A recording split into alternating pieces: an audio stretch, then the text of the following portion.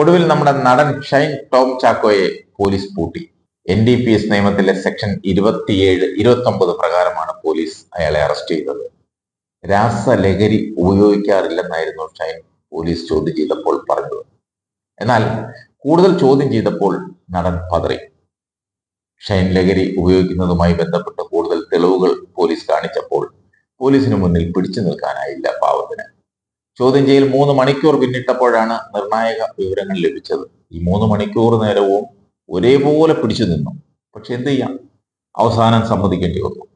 കഞ്ചാവും മെത്താംഫെറ്റിനും ഉപയോഗിക്കുമെന്ന് മൊഴി നൽകി. ലഹരി മരുന്ന് എത്തിച്ചു നൽകുന്നത് സിനിമയിലെ അസിസ്റ്റന്റുമാരാണെന്നും ഷൈൻ പറഞ്ഞു. ഷൈനിന്റെ ഫോണിൽ നിന്ന് ലഹരി മരുന്ന് ഇടപാടുകാരുമായുള്ള ബന്ധത്തെപ്പറ്റി സൂചന ലഭിച്ചെന്നും വിവരമുണ്ട്. ലഹരി ഉപയോഗവുമായി ബന്ധപ്പെട്ട് നടൻ ഗൂഢാലോചന നടത്തിയതായി അന്വേഷണത്തിൽ കണ്ടെത്തി. ലഹരി ഉപയോഗത്തിനും ഗൂഢാലോചനയ്ക്കുമെതിരെയാണ് കേസെടുത്തിരിക്കുന്നത്.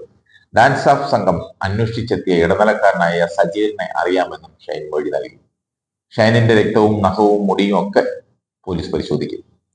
തന്നെ തേടി ഹോട്ടലിൽ എത്തിയത് പോലീസാണെന്ന് അറിഞ്ഞിരുന്നില്ലെന്നും പിറ്റേന്ന് രാവിലെ മാത്രമാണ് ഡാൻസ് ഓഫ് സംഘമായിരുന്നു എത്തിയതെന്ന് അറിഞ്ഞതെന്നുമാണ് ഇയാൾ മൊഴി നൽകിയത്.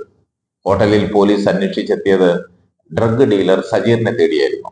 ഷൈനിന്റെ കഴിഞ്ഞ 1 മാസത്തെ കോൾ ലിസ്റ്റുകളും പോലീസ് ശേഖരിച്ചു. സമീപകാലത്ത് ഷൈൻ നഗരത്തിൽ താമസിച്ച 6 ഹോട്ടലുകളിൽ നിന്നുള്ള CCTV ദൃശ്യങ്ങളും ശേഖരിച്ചിട്ടുണ്ട്.